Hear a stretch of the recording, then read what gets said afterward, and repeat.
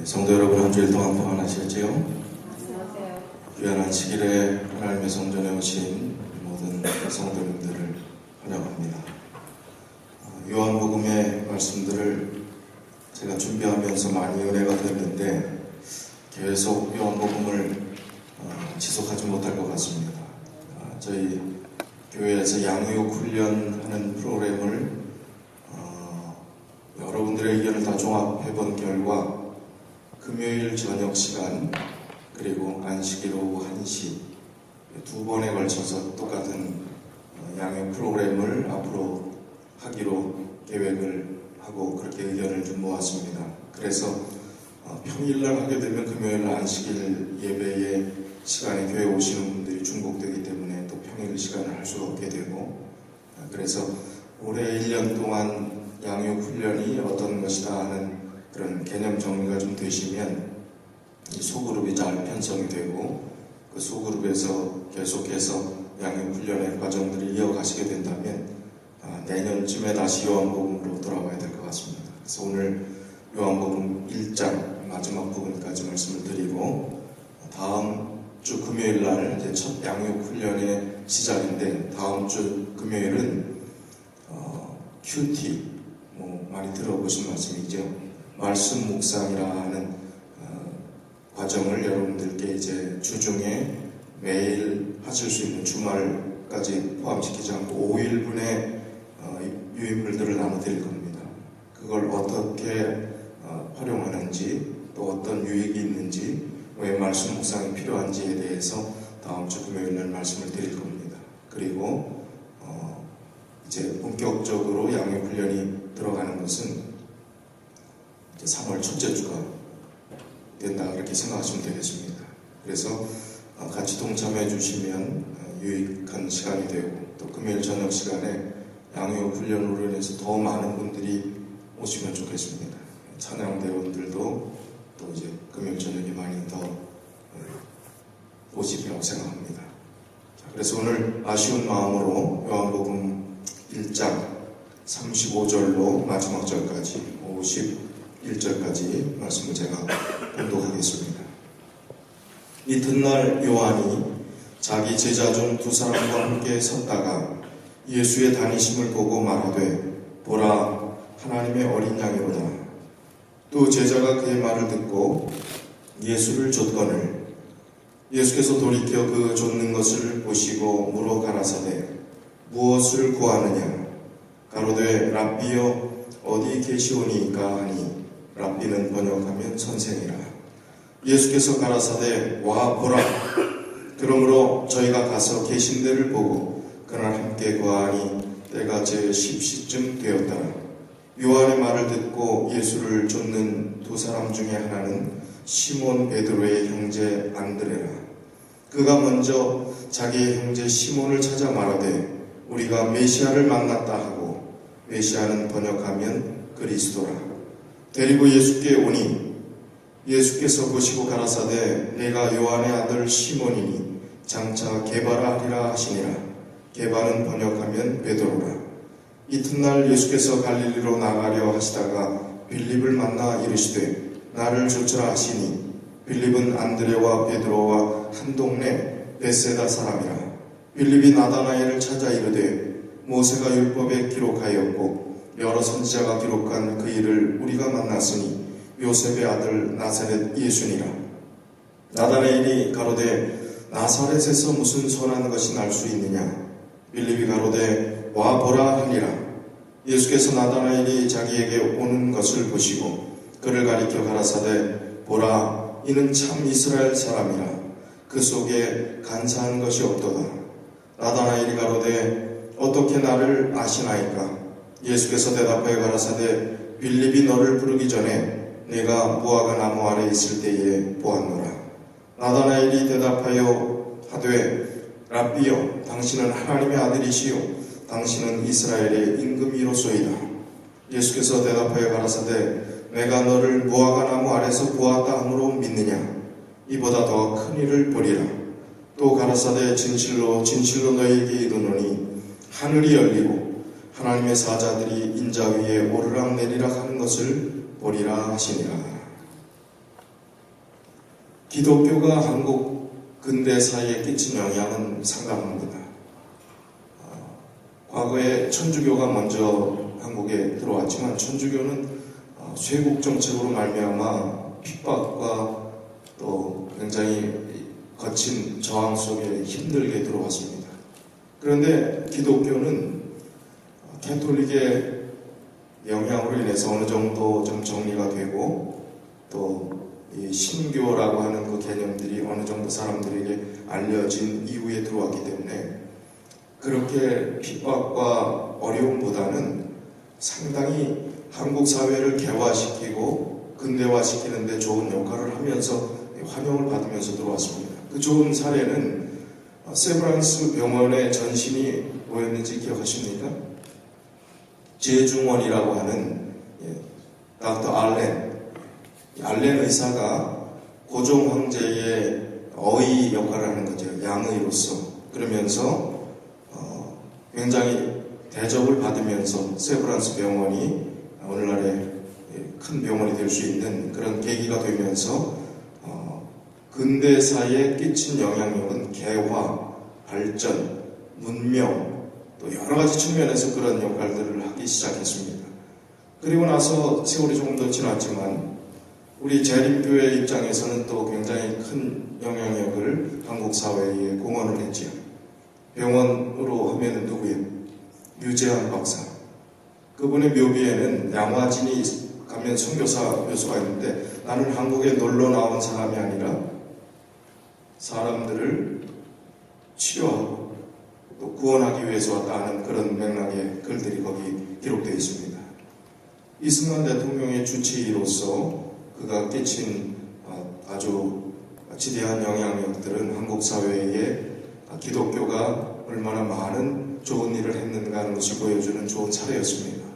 그 부인 되시는 유은혜 여사는 13명의 전쟁 고아를 시작으로 해서 고아원을 창립해서 그분이 그 고아원에 이제 손을 놓기까지 미국으로 입양 보낸 전쟁 고아들이 470여 명, 그리고 700여 명의 고아들이 우리 신앙 교육, 학교 교육, 또 그곳에서 많은 도움을 받은 그런 기록들이 있습니다.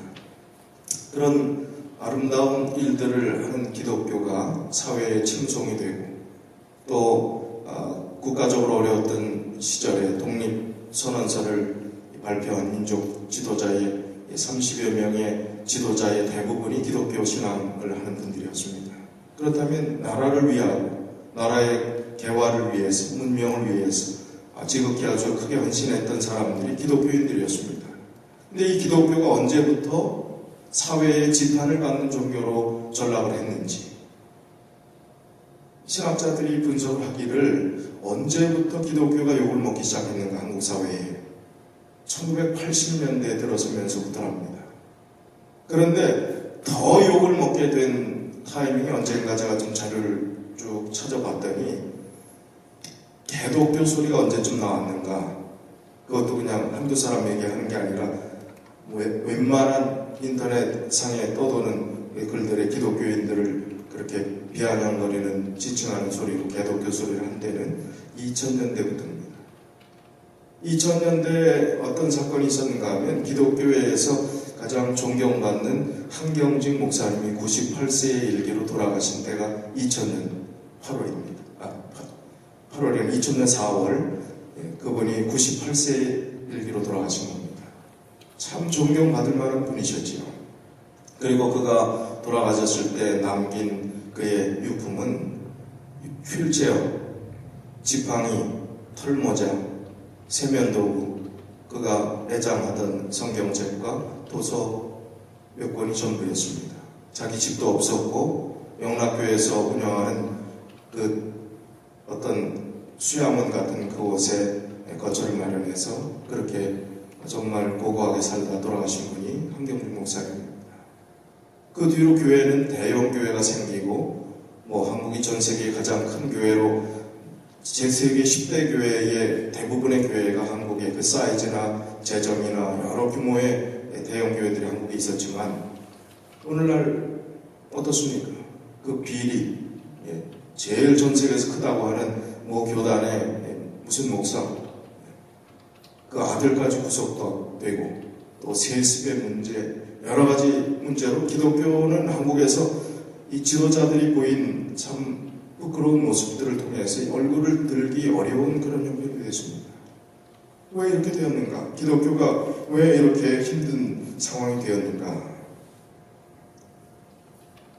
연세대 김영석 교수, 지금 명예교수지요. 철학과 교수였던 이 김영석 교수님이 아직도 연세가 많이 되신데 정정하게 살아계시고, 그가 노년에 노인이 남긴 기독교인들에게 들려주고 싶은 그 마음을 표현한 책이 최근에 나왔어요.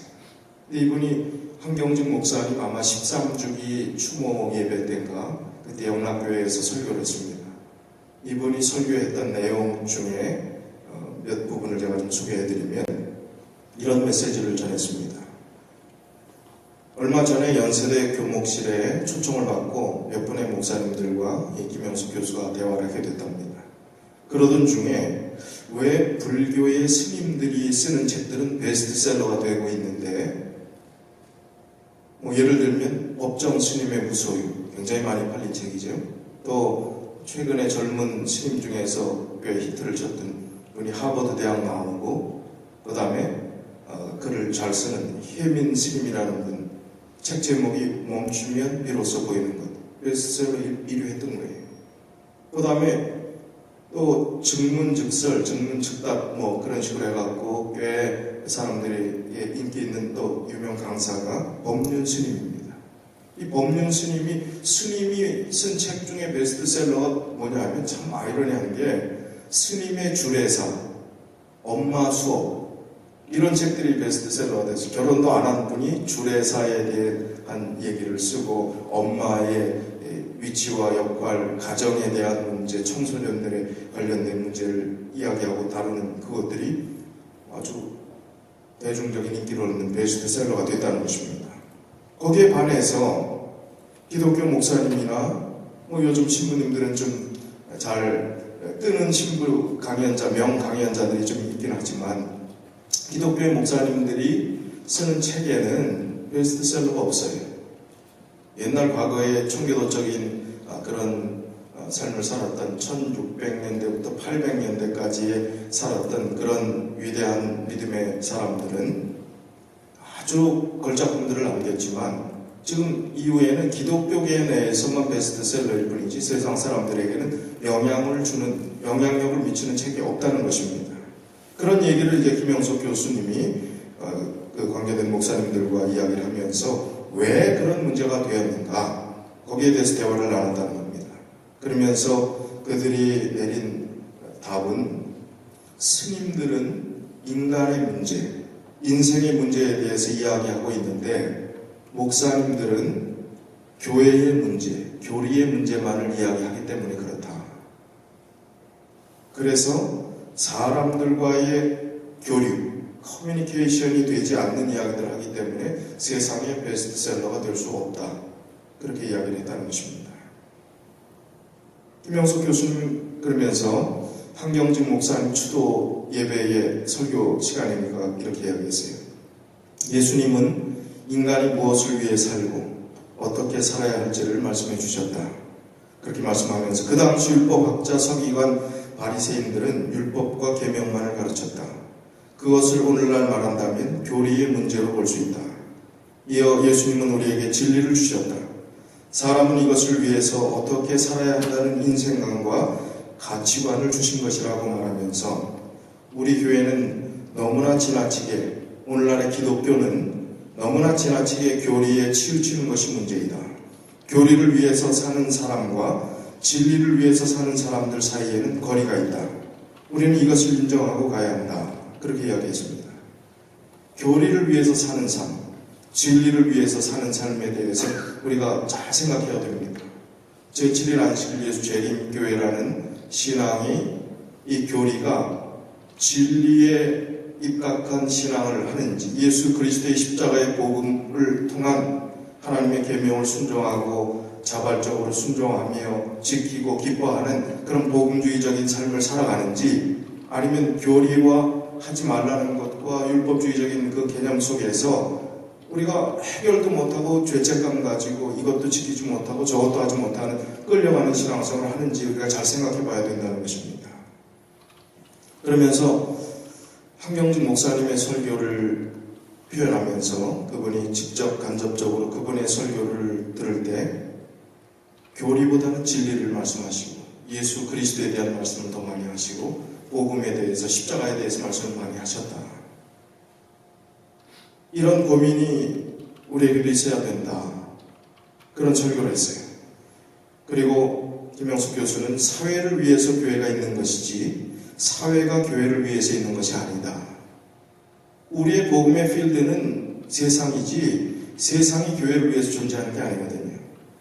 그런데 거꾸로 알고 있다는 거예요. 교회의 교리와 교조적이고 율법적인 그 개념을 통해서 우리끼리 안에서 뭔가를 이룩하려고 하고 세상을 향해서 그 사람들의 눈높이는 전혀 아랑곳하지 않고 그 사람들이 이해할 수 없는 언어들만 쏟아내면서 이 안에서 갇혀진 삶을 살아가게 된다면 그것은 교회의 역할을 근본적으로 잘못하는 것이다. 그런 이야기를 하는 것입니다. 제7강 예수님 교회의 교리는 정말 하나님의 복음의 진리 가운데 기초해 있는 것 분명하다면 오늘 우리가 교리적인 율법주의적인 측면의 냄새들을 가지고 하나님의 복음을 전하는 그 일에 있어서 그 복음이 왜곡되도록 하는 일들을 하지 말아야 되겠다는 것입니다.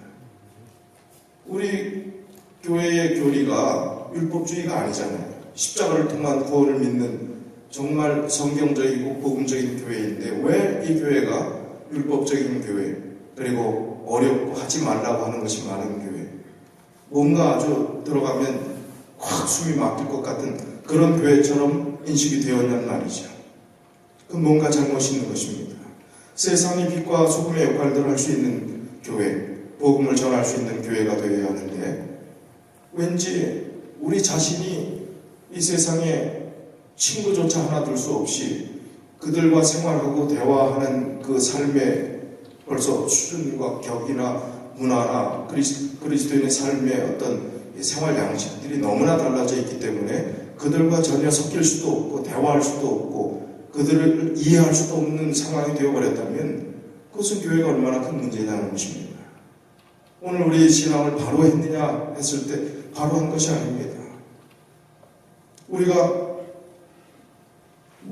신앙생활 극보수로 열심히 하는 분들은 좀 기쁨으로 신앙생활 하면 좋겠는데 기쁘지 않은 것 같아요. 제가 목회 한 27년째 목회하고 있는데 경험해보면 늘 죄책감에 시달리고 부족함에 시달려요.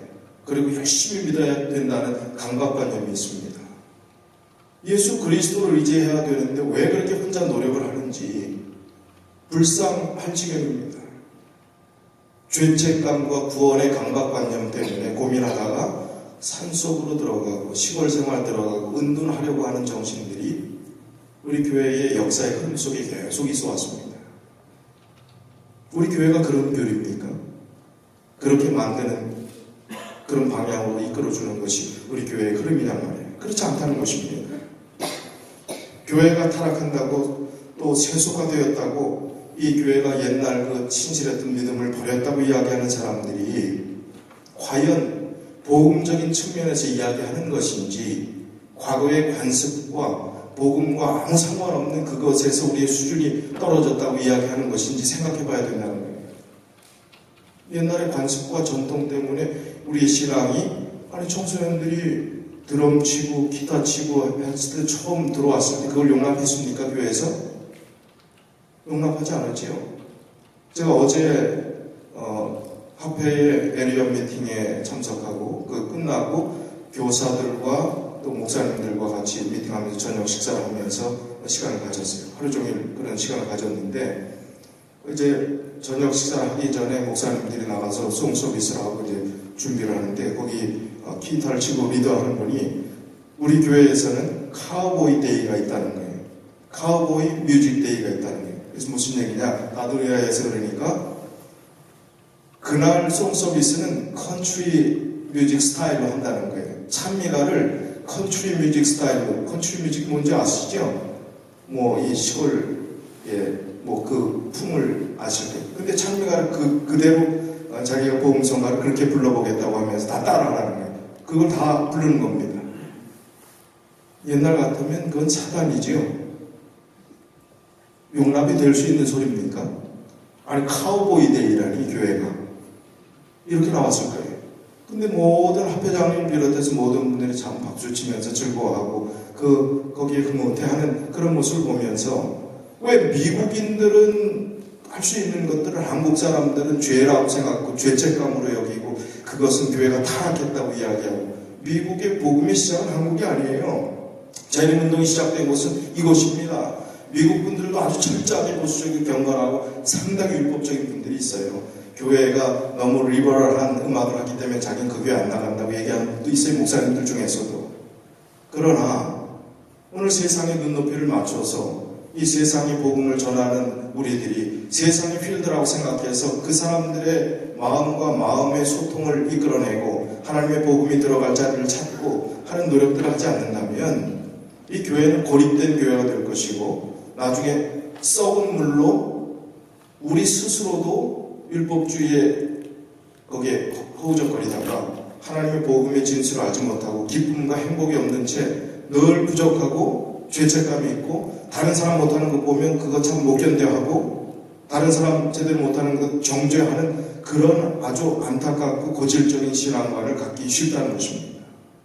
그래서 우리가 정말 새로운 마음을 가지고 예수 그리스도께서 어떻게 사셨는지 어떻게 행동하셨는지 어떤 사랑을 가지고 사람들을 대했는지 어떤 복음의 중심을 전하고자 했는가 어떤 생명을 나눠주고자 했는가 하는 그 부분에 우리가 시야를 고정시키면서 성경을 보고 신앙생활을 하고 사람들과 관계하고 그렇게 믿음 생활을 하게 된다면 우리의 시야가 달라지리라고 생각합니다.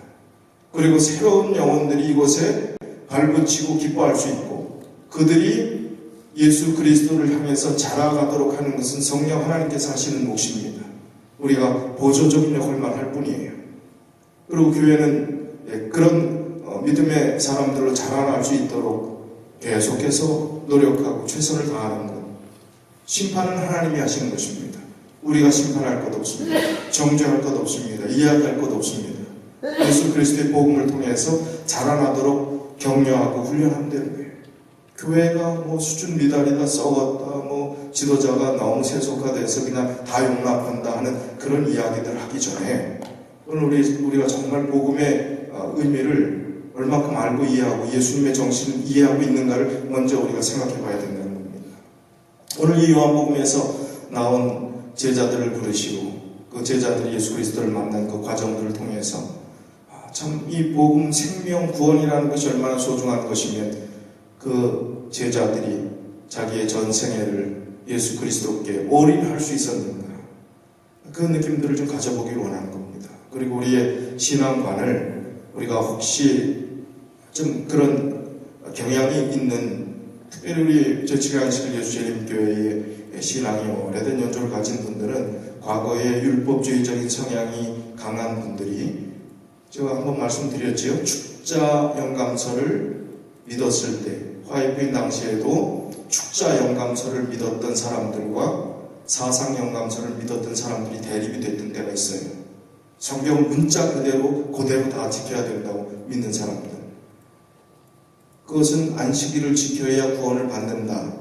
예수님 십자가로 구원을 받는다의 의견들을 가지고 서로 1888년까지는 예수 그리스도의 십자가로 구원받는 것이 아니라 안식일을 지켜야 구원받는다는 교리를 믿고 있었던 교단이 우리 교단이에요. 그러나 예수 그리스도의 십자가의 의가 우리가 율법으로 구원받는 것이 아니라 오직 예수 그리스도만이 우리의 구원자이심을 천명하고 그 뒤로 달라졌어요. 그러나 그런 성향들을 가지고 있던 선교사들이 1904년도에 또 1906년에 학교들이 세워지고 이렇게 되면서 그렇게 왔기 때문에 그런 영향권에서 배움을 받았던 오래된 신앙들이 복음보다는 율법이 더 먼저 들어왔다는 거예요. 음식물에 대한 강조점이 더 있었다는 거예요. 예수 그리스도의 십자가보다는요. 그래서 그렇게 못하는 것은 잘못된 신앙이고 잘못된 방향처럼 참 어렵게 신앙생활을 했다는 겁니다. 지금 세상 사람들이 우리 재림교회의 건강 생활 양식들을 더 따르고 있습니다. 우리가 가진 축복이고 베네핏이에요. 생활 양식입니다. 그걸 허물 이유가 하나도 없습니다. 하나님께서 우리에게 축복으로 주신 것을 지키고 따르면 우리에게 복이 되는 것이지, 그걸 먹고 안 먹고에 따라서 구원받고 안 받고 하는 문제가 아니라는 것입니다. 대충의 거기에 관계된 그 질문, 우리 교리에 대해서 101가지 질문하는 그런 책들이 있는데 거기에도 아주 명확하게 나왔습니다. 구원과 상관 있는 문제가 아니라고. 그런데 그런 면에 불편하게 생각하는 분들이 계시면서 그것을 나만 잘하면 되지 왜 다른 사람까지 그렇게 걸고 넘어지고 그렇게 하냔 말이에요. 그렇게 하지 말라는 겁니다.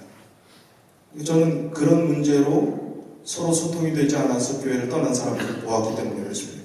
얼마나 안타깝습니까? 복음의 문제도 아니고 다른 진리의 문제도 아닌 그런 문제로 교회를 떠나는 사람까지 생겼다니 얼마나 잘못된 흐름입니까?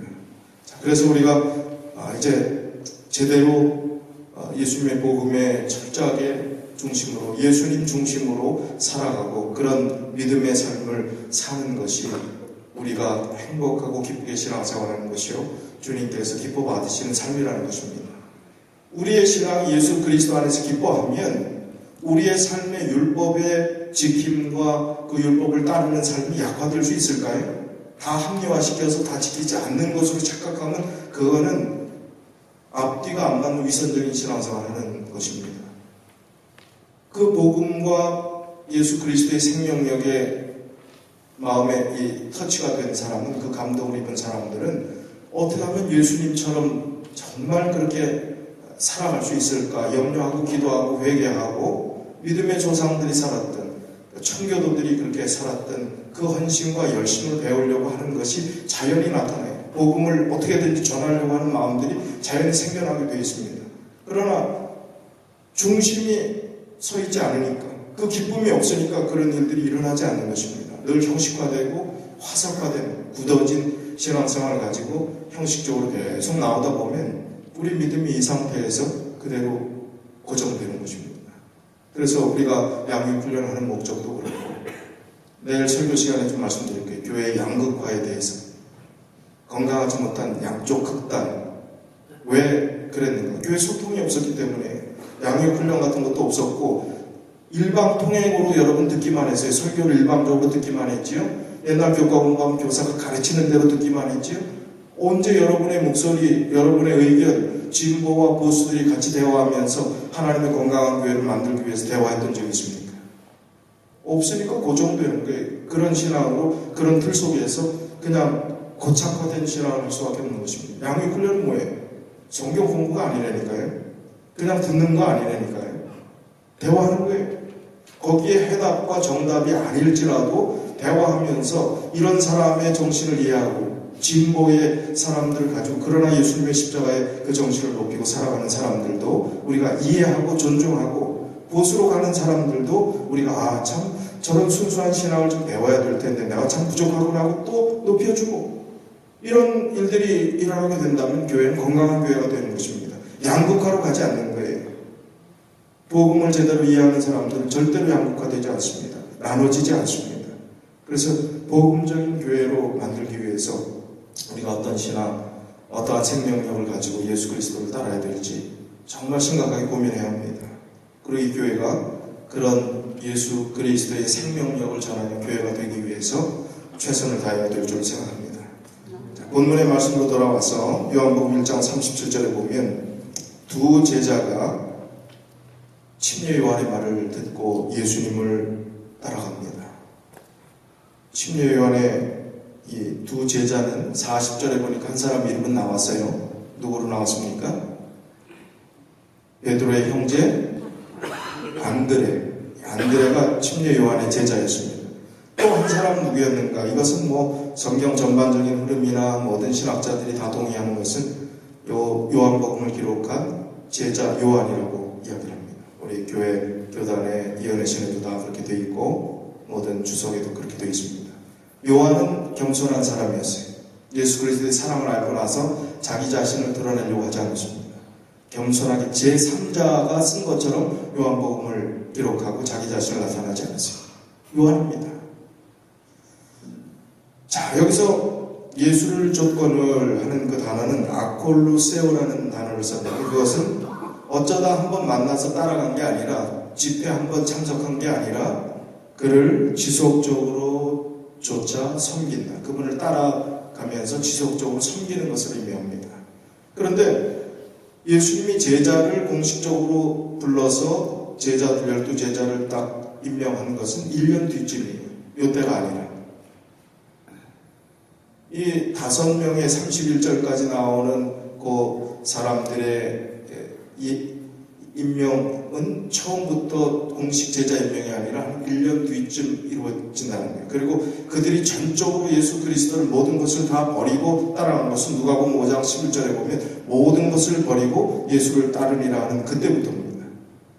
그러니까 이때는 예수님을 와보라 하는 이야기가 있고 랍비어라는 이야기가 있고, 그 단어도 우리가 잘 지금 풀어나갈 텐데, 보시면 자기 생활을 하면서 전적으로 하나님의 복음을 따른 것이 아니라, 그렇다고 메시아이고 예수님이 하나님의 아들이시라는 사실을 완전히 이해하지 못했다는 얘기가 아니라 그런 시기적인 차이가 있었다는 거예요. 그 뒤에 완전히 따라가는, 전념하는 일들이 있었다는 것입니다. 자, 지난번에도 말씀드렸지만 침례 요한의 입장에서는 제자들 교육하고 그동안 공을 많이 들였을까요? 안드레와 요한 공을 많이 들였을 거예요. 그런데 공들인 제자가 저분이 세상 죄를 지고 가는 하나님의 어린 양이라고, 요한복음 1장 29절에도 그런 말씀을 하고 지금 다시 한번 또 얘기를 합니다. 하나님의 어린 양이라고. 그러니까 홀랑 가버리네요. 인간적인 배신감이 좀 들까요? 배신감이 들 수 있어요.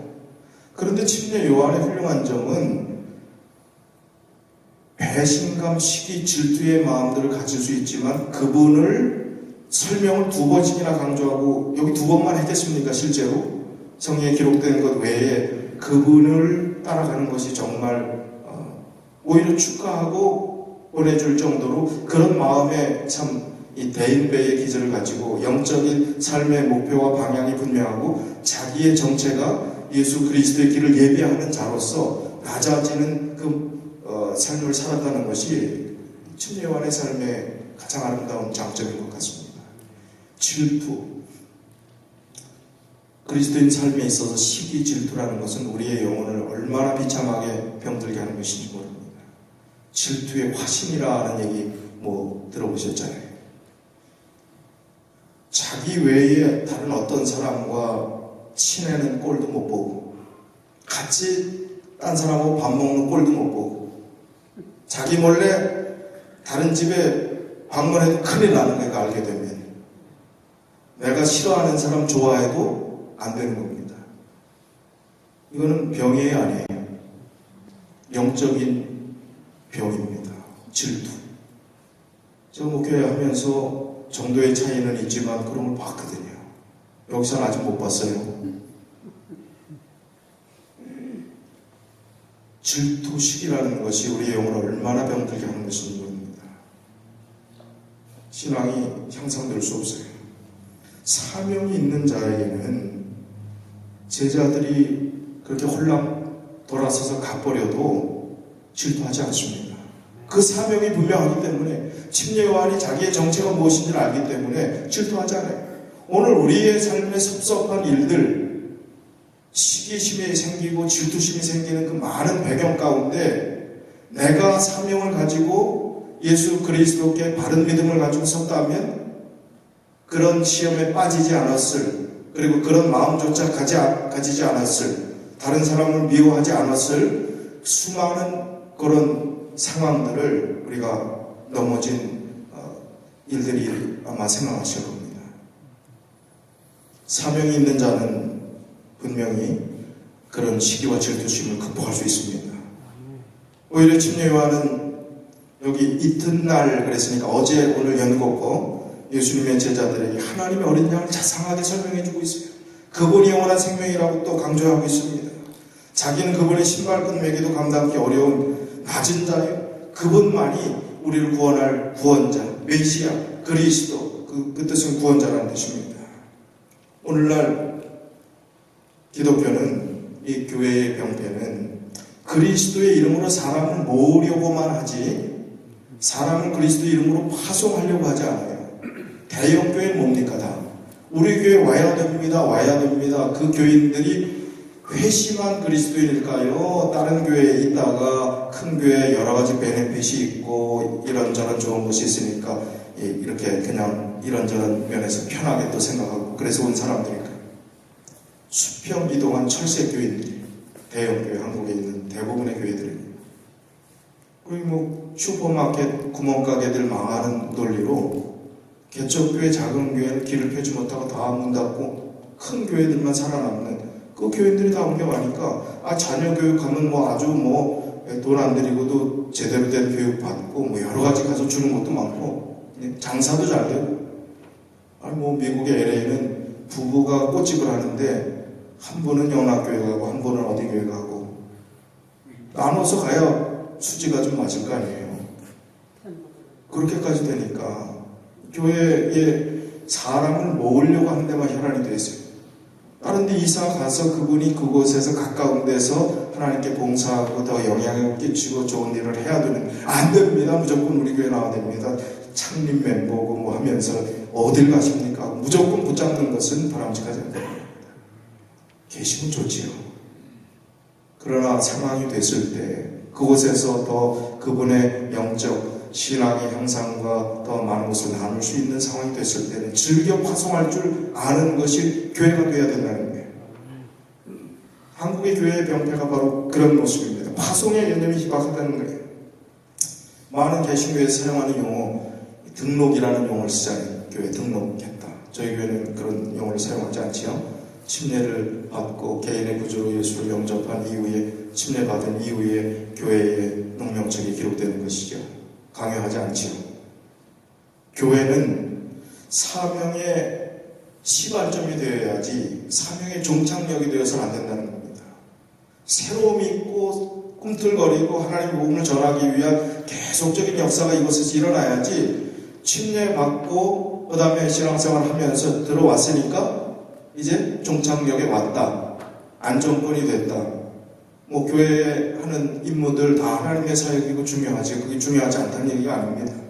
그러나 하나님의 복음을 위해서 내가 일선에서 세상을 향해서 복음을 전하기 위해서 노력하는 일들이 전혀 없고 생각조차 안 한다면 내 일상의 업무, 일, 교회, 가족 계속 요것만 왔다 갔다 하고 내 취미활동 조금 하고 이걸 하고 전도하려는 마음조차 없다면 종착역이 된 신앙이에요. 시발점이 되어야 되는, 교회는 생명을 전하는 것에 시발점이 되어야 된다는 것입니다. 한국 교회에 바로 불미스러운 일들이 사람을 묶어두려는 숫자 싸움하는 일들로 인해서 교회가 점점 멍들고 병들어가고 있다는 것입니다. 기성교인이라는 단어는 썩 달갑지 않은 단어입니다. 기성교인. 기성세대, 기성이라는 것은 이미 고정됐다 하는 뜻이거든요. 기성교인들. 이미 종착역에서 더 이상 아무 발전도 없는 그런 교인이 된다면 안 된다는 것입니다. 그래서 첫사랑을 회복하라고 그렇게 또 강조하고, 어디서 너희 믿음이 떨어졌는지 확인하고 다시 첫사랑을 회복하고 새로운 마음으로 시작하라는 권면의 말씀을 계속하는 것 아니겠습니까? 사명을 가진 자는, 복음을 받아들인 자들은 언제나 새로운 마음으로 믿음의 삶을 살아가게 되어 있습니다. 그러한 성도들이 있는 교회가 생명력이 있는 교회예요. 정말 깨끗한 교회, 건강한 교회가 될 수 있는 것입니다. 오늘 우리 교회가 그런 교회가 되어야 되지 않겠습니까? 요한복음 1장 38절에 보니까 이제 예수님을, 안드레와 요한이 예수님을 따라서 이제 제자가 되기로 하는 마음을 갖습니다. 예수님이 돌이켜 그 쫓아오는 것을 보시면서 예수님이 묻습니다. 물어 가라사대 38절에 무엇을 구하느냐? 아주 중요한 말씀이에요. 가로되 랍비여 어디 계시오니까? 무엇을 구하느냐 했는데 랍비여 어디 계시오니까 이렇게 답을 했습니다. 무엇을 구하느냐 하는 그 질문 속에는 너희가 나를 따르려고 하는, 나를 믿으려고 하는 목적이 뭐냐, 그런 질문이시거든요. 예수 믿는 목적이 무엇이냐 하는 것입니다. 여러분, 어떤 경로와 배경을 통해서 이 자리까지 오셨는지, 부모님을 만나서 태어나 보니 안식일교인이 되어 있더라, 학교를 갔더니 그렇더라, 이렇더라 저렇더라 해가지고 여기까지 오신 사연이 다 다르겠지만 여기까지 있습니다. 그러나 여러분들은 어떤 목적으로 예수님을 믿습니까? 그 질문을 누군가가 한다면 여러분은 어떻게 대답하시겠습니까? 분명한 대답이 있어야 됩니다. 아유, 어쩌다 보니 그렇게 됐네요. 이렇게 대답하는 분도 있어요. 어쩌다 보니 그렇게 됐대요. 할 수 없어서 그렇게 된 것처럼. 공항에 와서 누가 어느 장로님 데려왔는데 그냥 살다 보니까 이렇게 된 겁니까? 아니잖아요. 예수 그리스도를 만난 경험이, 뜨거움이 있었잖아요. 눈물 흘리면서 그 예수 그리스도의 사랑이 어떤 것인지 감동한 시절들이 다 있었잖아요. 우리에게 다시 묻는다면, 너희가 예수 그리스도를 믿는 목적이 무엇이냐고 물으신다면, 무엇을 구하느냐 하는 것은 그것을 묻는 것입니다. 예수님께서 모든 것을 다 아시지만 무엇을 구하느냐고 물었던 그 질문에 우리는 분명히 대답해야 합니다. 목적 의식 없이 예수님을 믿으면 우리의 믿음이 인간적인 영역을 벗어날 수 없기 때문입니다. 다시 말하면 세상 공동체나 이익단체 아니면 봉사단체의 특성에서 더 이상 자라날 것도 없는, 그냥 세상의 어떤 그런 이익단체에서 지내는 그 정도 수준의 봉사 수준에서 머물고 말 것이기 때문에 그렇습니다. 가로되 랍비요, 랍비라는 말은 선생님이요 라는 뜻인데, 예수 그리스도를 마음으로 받아들이지 못했던 사람들이 늘상 사용하는 용어였습니다. 종교 지도자들이 선지자까지는 인정을 해주는데 하나님으로, 하나님의 아들로, 성육신 한 분으로 인정하지 못할 때 대접해주는 용어였어요. 랍비요. 마음으로 믿지 않았습니다. 하나님의 어린 양이라고 해서 호기심을 가졌고 그랬지만 랍비어라고 부르는 이 순간까지는 그 마음속에 예수 그리스도가 개인의 구주가 되지 않는 것입니다. 어디 계십니까? 장소를 꼭 물었다기보다는 예수 그리스도는 어떤 분이십니까? 예수 그리스도가 추구하는 삶의 방향과 목적은 어디입니까? 어느 방향으로 가십니까? 그런 질문과 같은 겁니다. 39절에 예수께서 가라사대 와보라. 그리고 come and see라는 이 단어는 늘 자주 들었던 말씀 아닙니까? 와보라. 사마리아의 우물가의 여인도 와보라 라는 말씀이에요. 이 뒤에 나오는 빌립도 나다나엘에게 와보라 하는 이야기를 했잖아요. 그러므로 저희가 가서 와보라 하는 질문에 갔습니다. 행동했습니다. 계신 데를 보고 봤습니다. 그날 함께 거했습니다. 그때가 제 10시쯤 되었더라. 오후 4시쯤 오늘날의 시간으로 그렇죠. 그리고 41절에 보니까 이 요한과 안드레가 전혀 다른 예수님의 호칭을 하고 있습니다. 달라졌습니다. 누구를 불러요? 랍비어가 아니라 우리가 누구를 만났다? 메시아를 만났다. 메시아는 번역하면 누구라? 그리스도라. 우리가 메시아를 만났다. 우리가 그리스도를 만났다. 우리가 구원자를 만났다는 것입니다. 여러분은 메시아이고 구원자이신 그리스도를 만나셨습니까? 그 질문에 대답해야 합니다. 시대의 소망 139쪽에 보면 요한과 안드레가 제사장들과 관원들의 불신의 정신을 갖고 있었더라면 예수님의 발 아래서 배우는 자들이 될 수 없었을 것이다. 그들은 예수님의 말씀을 판단하는 비평가로서 그분께 나왔을 것이다. 많은 사람들이 그렇게 함으로 가장 귀한 기회의 문을 닫아버린다. 비평자요, 날카로운 시각으로, 지식으로 예수님을 판단했던 그 종교 지도자들은 마음의 문을 닫았기 때문에 예수 그리스도를 메시아로 볼 수 있는 눈이 가려진 것입니다. 오늘 순수한 신앙을 추구하는 우리들이 비평의 시각을 갖고 비판의 시각을 가지고 신앙생활을 하다 보면 우리의 눈이 영적으로 어두워질 위험에 처할 수 있어요. 진리를 위해서, 정의를 위해서 하나님의 말씀이 왜곡되는 그 부분에 대해서는 우리가 그리스도가 첫째가 돼야 되니까, 예수님이 하신 그 일들을 따라야 되니까 거기에는 분명하게 이 정부가 또 이 어떤 정치가, 어떤 흐름이 예수 그리스도를 배제한 다른 것을 우리에게 강요할 때는 우리가 따를 수가 없는 것이죠. 그러나 그렇지 않은 부분에서 우리가 사소한 작은 부분들에 대한 비판들이 커지기 시작하면 우리가 영적으로 예수 그리스도를 순수하게 만날 수 있는 그 길들이 막힌다는 사실을 알아야 합니다. 여기 그랬잖아요. 종교 지도자들이 왜 메시아를 알아보지 못했을까요? 안드레와 요한은 왜 알아봤을까요? 기회의 문이 닫힌다는 것입니다. 그러나 이 첫 제자들은 그렇게 하지 않았다. 그들은 침례 요한이 전도할 때에 성령의 부르심에 반응하였다. 그런 것처럼 예수 그리스도가 하나님의 어린 양이라고 했을 때 그들의 마음을 열었어요. 그리고 그분을 알기 원했습니다. 그리고 그분과 함께 거했고, 갔고, 거했고, 보았고, 그분과 함께 지내면서 예수 그리스도를 만나게 된 것입니다. 그리고 외쳤습니다. 예수 그리스도를 만난 사람들의 모습은 가만히 있을 수 없는 심령이에요. 안드레가 어떻게 했어요? 바로 41절에 보니까 그가 먼저 자기 형제 시몬을 찾아 말하되 우리가 메시아를 만났다 하고 데리고 예수께로 왔어요. 예수께서 보시고 가라사대 내가 요한의 아들 시몬이니 장차 게바라하리라. 번역하면 베드로라 그랬습니다. 우리는 안드레여야 합니다. 메시아를 만났는데 가만히 있을 수 없어요. 가장 가까운 형제 시몬을 인도했던 것처럼 우리가 가진 이 기쁨들을 나눠야 하는 것입니다.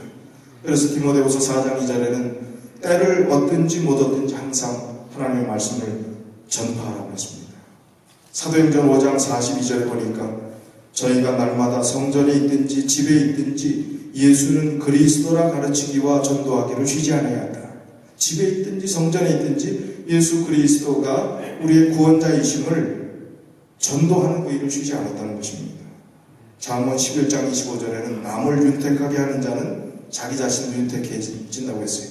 예수 그리스도에게 복음을 전하는 것은 가장 윤택한 삶의 비결을 알려주는 사람들이 되는 것입니다. 우리가 윤택해질 수밖에 없어요.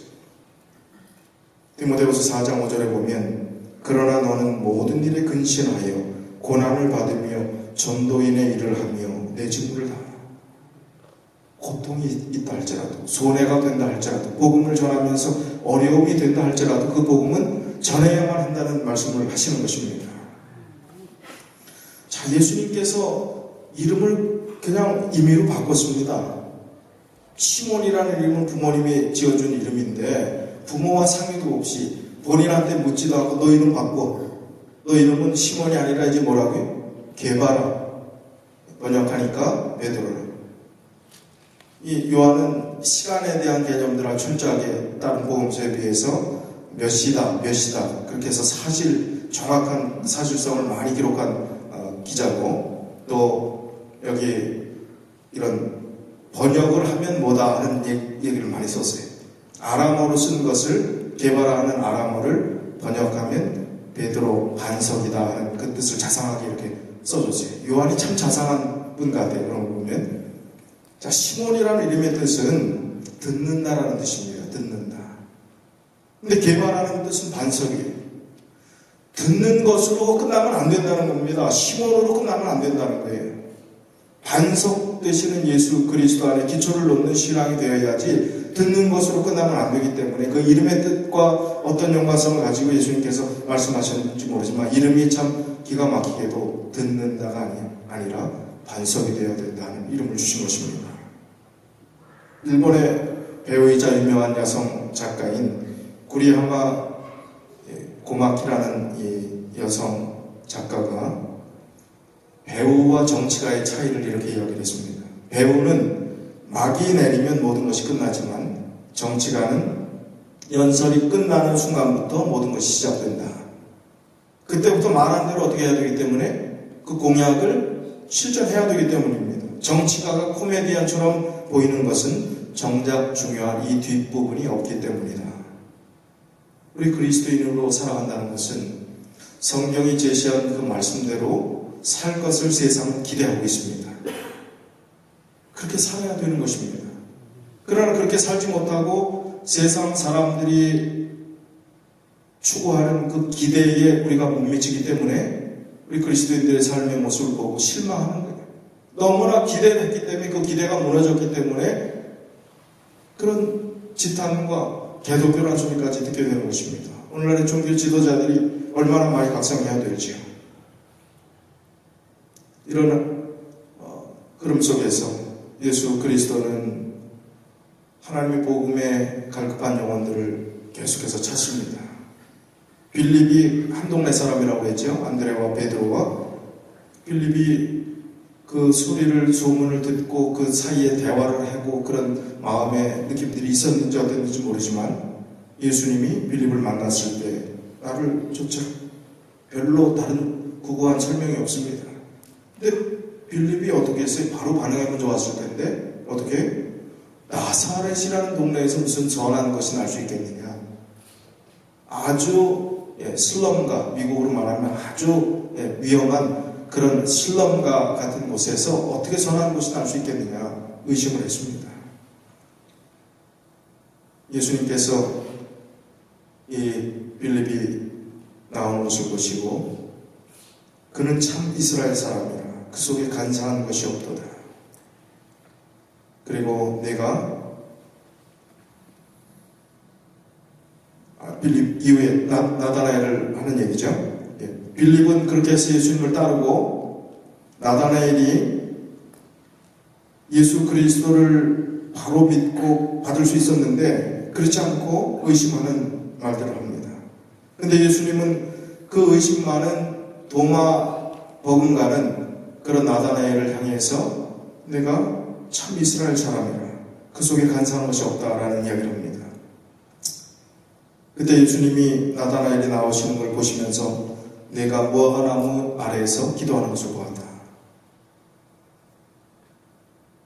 그랬더니 나다나엘이 랍비여 당신은 하나님의 아들이시요 당신은 이스라엘의 임금이로소이다.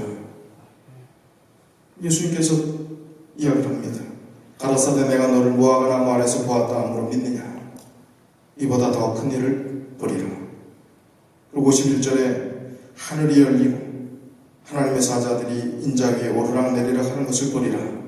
더 영적인 더 놀라운 일들을 신성의 하나님을 시대소망 124쪽부터 나타나는 말씀을 보면 신성의 더 아름다운 모습을 보여줄 그런 기대를 그의 마음속에 확신을 심어주기 위해서 그 말씀을 하신 것으로 되어 있습니다. 요한과 안드레가 시몬을 그 자기의 형제 시몬을 인도했습니다. 한 동네 사람 빌립이 예수님의 부르심에 합류합니다. 빌립은 그의 친구 나다나엘이 다른 이름으로 바돌로메죠. 이 나다나엘을 전도합니다. 그래서 하나님의 복음의 역사들이 이제 5명의 12명의 제자 중에 5명이 이렇게 형성되는 과정이 요한복음 1장에 다 기록이 되어 있어요. 참 예수 그리스도를 만난 그 기쁨과 복음을 가지고 살아간 그 사람들의 행복은 어떠했을까? 우리가 한번 상상해 봅니다. 오늘 우리도 그 기쁨과 감격이 있었으면 좋겠습니다. 그리고 우리가 확 막히고 답답하고 힘들었던 신앙의 어떤 혼란 속에서 예수 그리스도의 복음으로 인해서 순수해지고 간사한 것이 없도다. 위선이 없다는 얘기. 정말 깨끗한 그런 모습으로 보아주시는 그 연약하지만 나다나엘이 의심했지만 나사렛에서 무슨 선한 것이 날 수 있냐고까지 이야기했던 불신의 사람이었지만 예수님께서는 간사함이 없다.